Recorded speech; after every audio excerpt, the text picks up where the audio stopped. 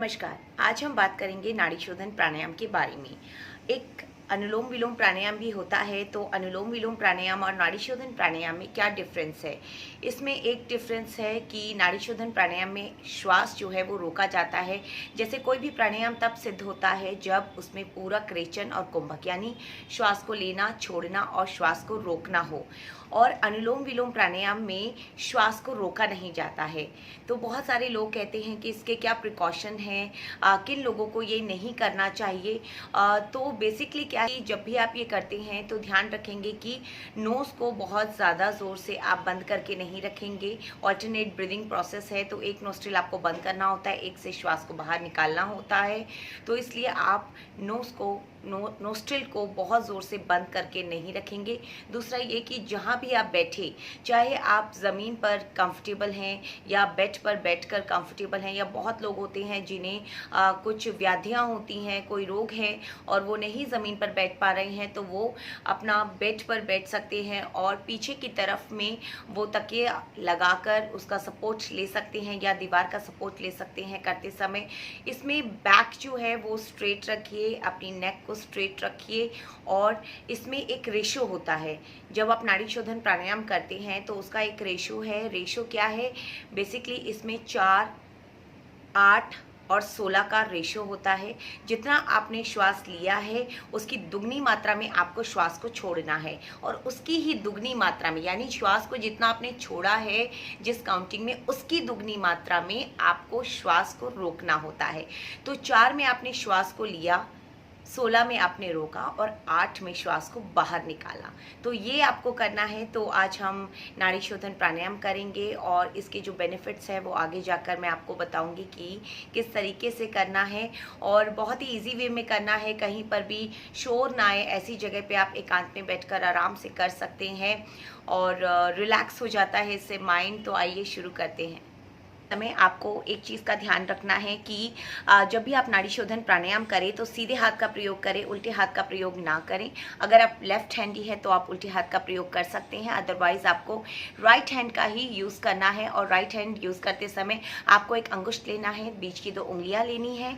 अपने right nostril के side में आपको अंगूठा रखना है, लेफ्ट नोस्ट्रिल के साइड में आपको दोनों उंगलियां रखनी है। अब क्या करना है, राइट नोस्ट्रिल से इनहेल करेंगे, श्वास को भरेंगे, उसके बाद इसे रोकेंगे, श्वास को बाहर निकालेंगे, फिर श्वास को भरेंगे, फिर रोकेंगे। तो इसमें बेसिकली आपको क्या करना है कि जितना भी आप श्वास रोक रहे हैं वो श्वास छोड़ने के डबल होना चाहिए।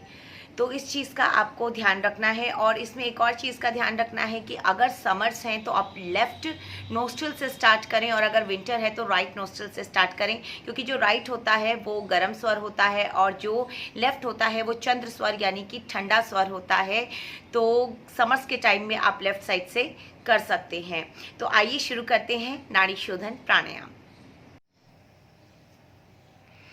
तो अभी हम कर रहे हैं अनुलोम विलोम प्राणायाम, जिसमें आपने एक नोस्ट्रिल से श्वास को लिया, दूसरे से आपने बाहर निकाला, फिर जहाँ से बाहर निकाला है श्वास वहीं से लेंगे और दूसरी साइड से छोड़ेंगे।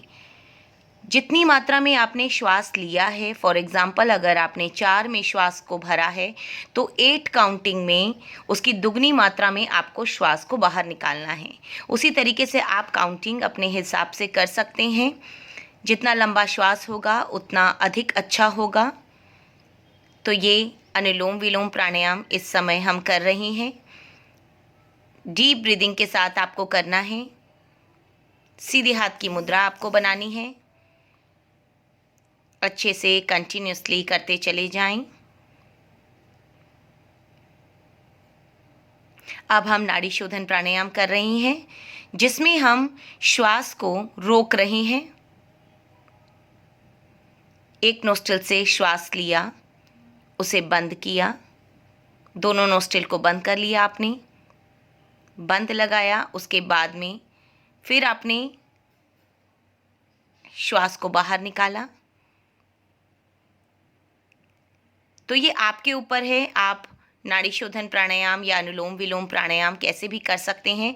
अगर रोकने की इतनी अच्छी कैपेसिटी आपकी नहीं है तो आप अनुलोम विलोम प्राणायाम करके भी उसके फ़ायदे जो हैं वो उठा सकते हैं।